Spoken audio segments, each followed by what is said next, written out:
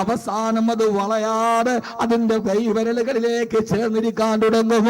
കത്തി പോലെ മൂർച്ചയുള്ള അതിന്റെ ചുണ്ട് വളർന്ന് വളർന്ന് വളർന്ന് അതിന്റെ മൂർച്ചയുള്ള ഭാഗം അതിന്റെ നെഞ്ചിലേക്ക് തന്നെ വളഞ്ഞു വരികയാ. ഒരു കുതിര ശക്തിയോടെ ആ ശരീരത്തെ പറപ്പിക്കാൻ കഴിയുന്ന ചിറകുകള്, ആ ചിറകുകൾക്ക് ഭാരം കൂടി ആ ചിറകുകൾ മുഴുവനും അതിന്റെ ശരീരത്തിലേക്ക് ചേർന്നിരിക്കാൻ തുടങ്ങും. പരുന്തിന്റെ കഥയറിയുമോ? പരുന്തിന്റെ കഥയറിയുമോ? 40 വയസ്സായി കഴിയുമ്പോ പിന്നെ പറക്കാൻ കഴിയാതെ ചലിക്കാൻ കഴിയാതെ തന്റെ കൈയുടെ വിരലുകൾ തന്നെ വിരലിന്റെ നഖം ഇങ്ങനെ വളർന്ന് വളർന്ന് അതതിലേക്ക് അനങ്ങാൻ കഴിയാതെ വളയ്ക്കാൻ കഴിയാതെ നിൽക്കുകയാ. ഇര പിടിക്കാൻ പിന്നെ കഴിയില്ല, പ്രാന്തിയെടുത്ത് നടക്കാൻ കഴിയില്ല. കത്തിയേക്കാൾ മൂർച്ചയുള്ള ചുണ്ടുകൾ വളർന്ന് വളർന്ന് വളർന്ന് നെഞ്ചിലേക്ക് തന്നെ തിരിച്ചിരിക്കുന്നു. അതിന്റെ ചിറകുകൾക്ക് കാരം കൂടിയിട്ട് അത് ശരീരത്തോട് ചേർന്നിരിക്കുകയാ. അവസാനം ഭക്ഷണം പോലും പിടിക്കാൻ കഴിയാതെ മരണത്തെ മുഖാമുഖം കാണുമ്പോ ഇനി പരുന്തിന്റെ മുമ്പിൽ ഒരേ ഒരു നിവർത്തിയേ ഉള്ളൂ. അത് മറ്റൊന്നുമല്ല, ഒരു പരിവർത്തനത്തിന് വിധേയമാവുക, സ്വയം ഒരു പരിവർത്തനത്തിന് വിധേയമാവുക. 40 വയസ്സിൽ ഇങ്ങനെ ഇരുന്നാൽ അടുത്ത 30 വയസ്സിലേക്ക് എനിക്ക് ഇങ്ങനെ ജീവിക്കാൻ കഴിയുമെന്ന് ഉറപ്പാകുമ്പോ പരുന്തിന്റെ മുമ്പിലുള്ള ഒരുപാട് പിന്നെ ഒരു പരിവർത്തനത്തിന് തയ്യാറാവുക. അല്ലാഹു ജീവജാലങ്ങളെ സൃഷ്ടിച്ചത് നമുക്ക് വേണ്ടിയല്ലോ. വഇന്നലക്കും ഫിൽ അൻആമി ലഇബ്റാ, നിങ്ങൾക്ക് ദൃഷ്ടാന്തമുണ്ട്. അള്ളയാണ് പറഞ്ഞത്, നാൽക്കാലികളിൽ ജീവികൾക്ക് നിങ്ങൾക്ക് ഗുണപാഠമുണ്ട്. ഈ പുതുവത്സരത്തിന്റെ രാത്രിയിൽ വന്ന എന്റെ പ്രിയപ്പെട്ട സഹോദരങ്ങളോട് സഹോദരിമാരോട് നമുക്ക് ഗുണപാഠമുള്ള ജീവി ന്യൂയറിന്റെ രാത്രിയിൽ പരുന്ത. അവസാനം പരുന്ത് ദുഃഖത്തോടൊരു തീരുമാനം, സ്വയം ഒരു പരിവർത്തനത്തിന് തീരുമാനമെടുക്കും. അങ്ങനെ അത് നേരെ മലയുടെ മുകളിലുള്ള തന്റെ കൂട്ടിലേക്ക് പറന്നു വന്ന് ആ കൂട്ടിൽ ചെന്ന് ആദ്യം അത് പാറക്കെട്ടിന്റെ മുകളിൽ കയറിയിട്ട് അതിന്റെ വളർന്നു നിൽക്കുന്ന നഖം മുഴുവനും പാറക്കല്ലിലിട്ട് വലിച്ചു വലിച്ച് ആ നഖം മുഴുവനും ഇളക്കിക്കളയും.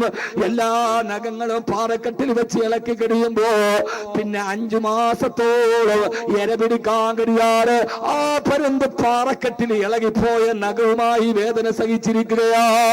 5 മാസം കഴിയുമ്പോ വളം തളർന്ന് ഈ നഖം വളർന്നു വരുമ്പോ പിന്നെ 5 മാസം കഴിയുമ്പോ തന്റെ കത്തിമുന പോലെ നീണ്ടിരിക്കുന്ന ചുണ്ടാ പാറക്കെട്ടിലിട്ട് വലിച്ചിട്ട് ചുണ്ടൊടിച്ചു കളയും. പിന്നെ 5 മാസത്തോളം ഭക്ഷണം കഴിക്കാൻ കഴിയാതെ, ഒരു ഭക്ഷണം പോലും മുമ്പിൽ കഴിക്കാൻ കഴിയാതെ തന്റെ ചുണ്ടുകൾ അടച്ചു മാറ്റിക്കളഞ്ഞ ചുണ്ടുകളുടെ വേദന സഹിച്ചിട്ട് പരുന്ത് പാറക്കെട്ടിലിരിക്കുകയാ.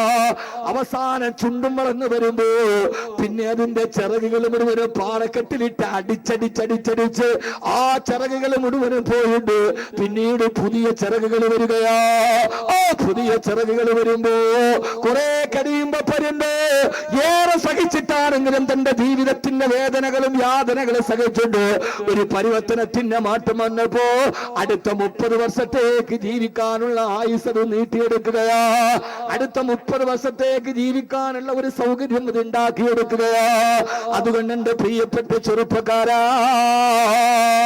എന്നെ കേൾക്കാമെന്നവര് മദ്യപാന ശീലമുള്ളവരുണ്ടാകും, പലിശയുടെ ശീലമുള്ളവരുണ്ടാകും, വ്യഭിചാരത്തിന്റെ ശീലമുള്ളവരുണ്ടാകും, കൊലപാതകത്തിന്റെ ശീലമുള്ളവരുണ്ടാവും.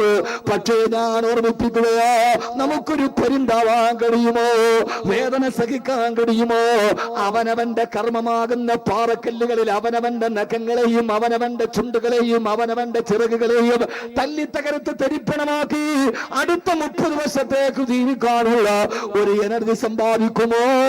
അതിനാണ് നിങ്ങൾ ഇവിടെ എത്തിയതെങ്കിൽ അഹമ്മദ് കബീർ വളരെയേറെ ധന്യനായി. അഹമ്മദ് കബീർ വളരെയേറെ ധന്യനായി. അല്ലാഹുവേ സ്വീകരിക്കണേ അല്ലാ. കഴിഞ്ഞ 4 വർഷക്കാലമായി ഒരു പ്രാവശ്യം കോഴിക്കോട് കടപ്പുറത്ത്, മറ്റൊരു പ്രാവശ്യം തിരൂര് സെൻട്രൽ സ്റ്റേഡിയത്തില്, കഴിഞ്ഞ വർഷം വല്ലപ്പുഴയില്, പട്ടാമ്പി വല്ലപ്പുഴയില്, ഇന്നിതാ 4ാമത്തെ വർഷം എന്റെ പ്രിയപ്പെട്ട ഫൈസലിന്റെ കൊടുങ്ങിയില്.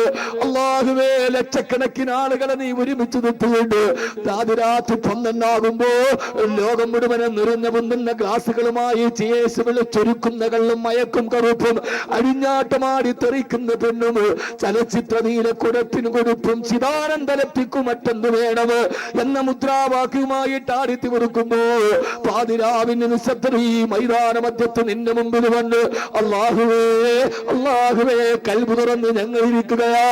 ഒരു പരുന്തിന്റെ ജന്മമായി മാറാൻ നമ്മുടെ ജീവിതത്തെ പുറകോട്ടടിക്കുന്ന ദുശീലങ്ങളെ പാറക്കല്ലുകളിലെ തകർത്ത് കൊടുത്തു കളയാ.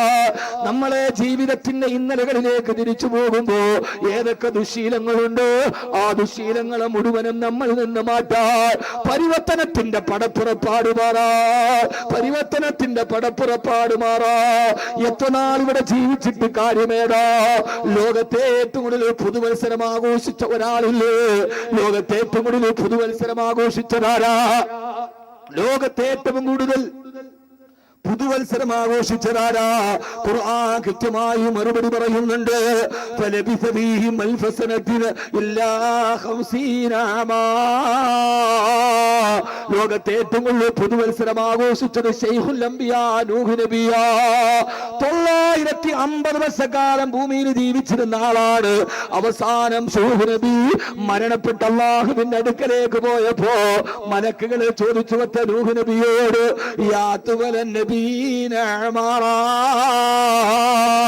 പ്രവാചകന്മാരിൽ ഏറ്റവും ദീർഘായുസ് കിട്ടിയവരെ കൈഫ വജത്ത ഹയാത്ത ദുനിയാ,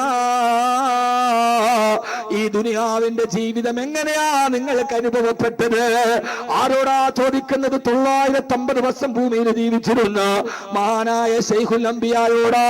അദ്ദേഹം പറഞ്ഞ മറുപടി, 2 വാതിലുള്ള ഒരു വീട്, ഒരു വാതിലൂടെ കയറി മറുവാതിലൂടെ ഇറങ്ങി വന്നു എന്നല്ലാതെ എനിക്ക് ഈ ദുനിയാവ് അനുഭവപ്പെട്ടിട്ടില്ലെന്ന് ശൈഖുൽ അംബിയാ നൂഹ് നബി. ഇത്